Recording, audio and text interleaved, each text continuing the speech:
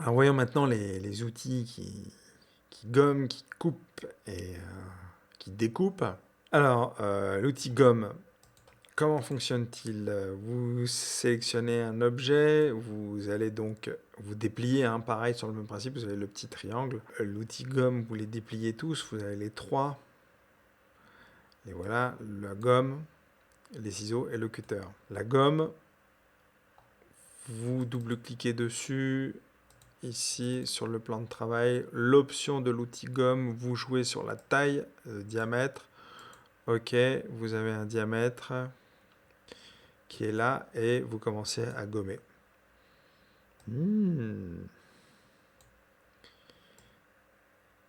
Si vous appuyez sur la touche Alt, enfoncé, vous allez créer une zone, un rectangle, une zone de découpe, vous relâchez et vous avez découpé.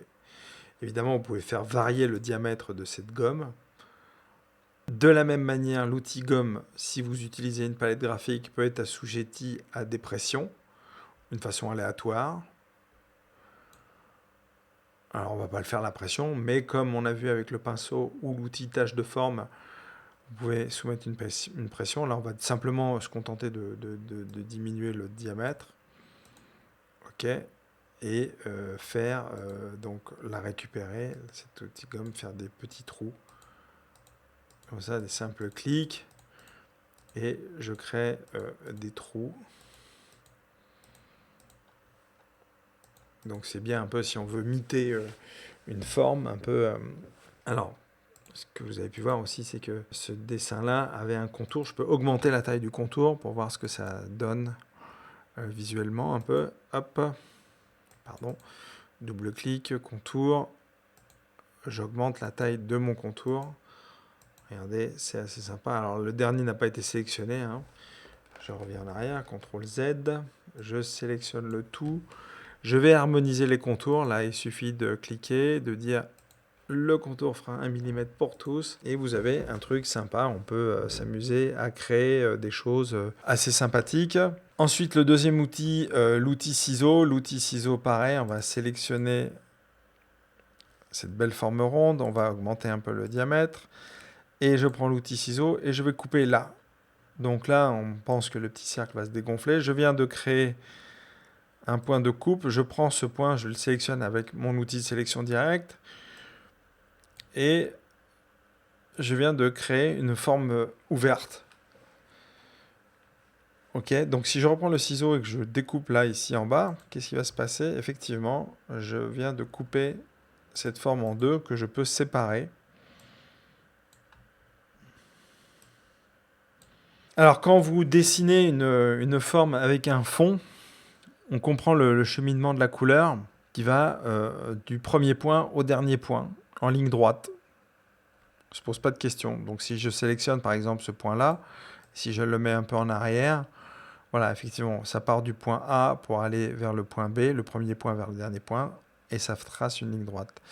Si je remets, voilà, ici, ok, on peut de nouveau rassembler les deux formes. On prend le point, alors on peut... Et on sélectionne les deux formes, on va tenter la jonction avec l'outil jonction. Alors l'outil jonction, oui, il est caché, le voilà. Hop, une jonction ici. Et une jonction là. Il n'a pas voulu en bas, on va resélectionner l'ensemble. Reprendre l'outil jonction et c'est parti. Est-ce qu'il m'a fait la jonction? Il veut pas. Un peu réticent. Il veut pas me faire la jonction. Oui, non.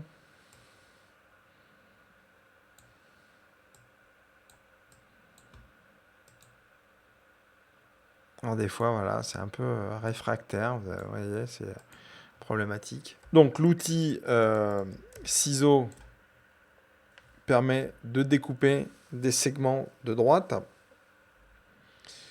Alors je vais vous montrer ce qui sera possible de faire de façon assez rigolote. Et enfin, l'outil cutter, bah, comme son nom l'indique, vous le prenez et vous découpez Vous cliquez, vous maintenez et vous découpez autant que vous voulez.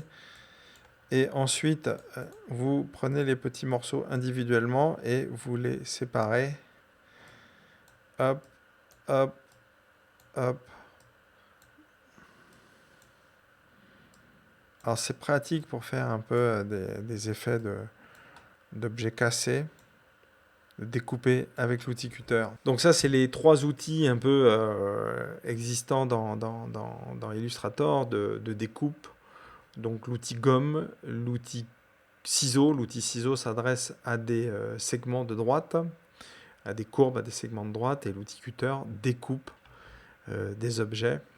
Donc vous imaginez un peu le potentiel créatif avec ce type d'outil. Je vais prendre, pourquoi pas du texte.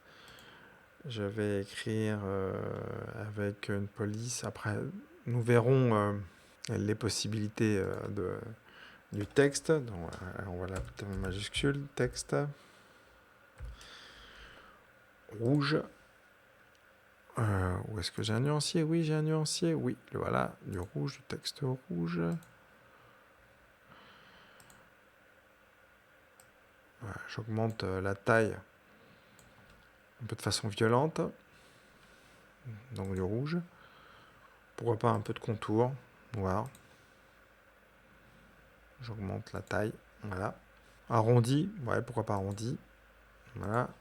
Donc objet, je décompose la police. Elle ne sera plus éditable. Donc ça veut dire que je ne peux plus transformer le texte. Je la transforme en objet et en fond. Je fais OK. Alors, je vais gommer des petits morceaux. Je vais attendre que le diamètre de la gomme apparaisse. Voilà, hop. Je gomme, je fais des petits trous.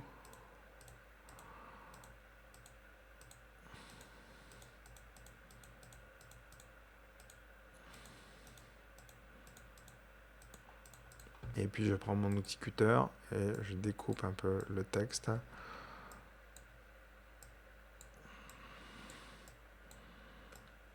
Je prends mon outil de sélection. Alors je vais dissocier mon texte, objet le dissocier. Alors ça veut dire que je rends les objets individuels. Je vais me rapprocher un peu.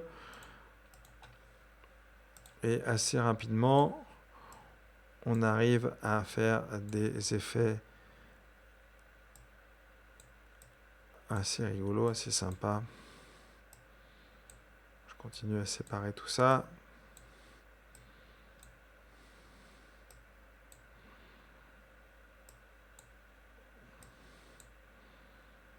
Donc les effets de bris de glace peuvent être faits en termes d'illustration, et on peut utiliser cette technique-là. On prend un peu de recul. Est-ce que le texte est visible? Voilà, vous avez fait un petit truc qui vous a pris quelques secondes et qui fonctionne assez bien en utilisant donc 2 de ces outils qui sont la gomme et le cutter. Donc voici les 3 outils, ceux qui coupent, qui effacent et qui tranchent.